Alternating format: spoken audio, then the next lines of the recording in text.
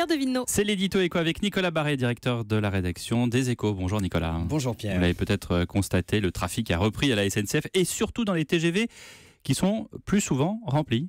Et voilà, selon nos informations, le trafic TGV a bondi de 8,4% au premier semestre. C'est une excellente nouvelle pour la SNCF, car cela fait plusieurs années, Pierre, que le trafic TGV stagnait, voire même reculait. De mémoire de cheminot, on n'avait jamais enregistré une telle progression en un semestre. Le déclin de la fréquentation des lignes à grande vitesse est donc clairement inversé. Et ça s'explique comment ?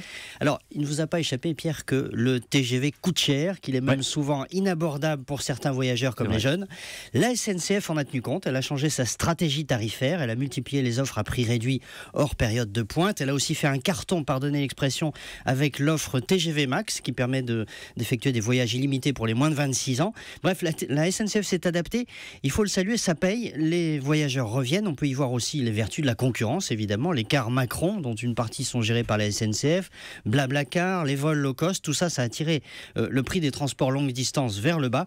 Sans de nouvelles offres de tarifs, le TGV risquait de devenir hors marché. En tout cas, tout ça, c'est bon pour les comptes de la SNCF. Alors oui, sauf que la triste réalité, c'est que l'équation économique du TGV reste négative. Les 2/3 des lignes sont déficitaires. Pourquoi ? Parce que la SNCF verse 2 milliards d'euros par an pour faire circuler ces TGV sur les voies.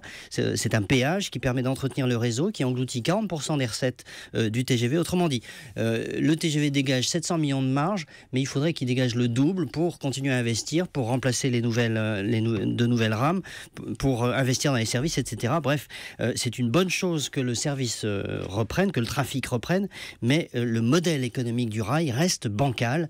La nouvelle ministre des Transports, Elisabeth Borne, le sait mieux que personne. Elle était directrice de la stratégie de la SNCF il y a quelques années. On attend maintenant d'urgence ses idées pour remettre le système ferroviaire d'aplomb. Merci, c'était l'édito Éco de Nicolas Barré.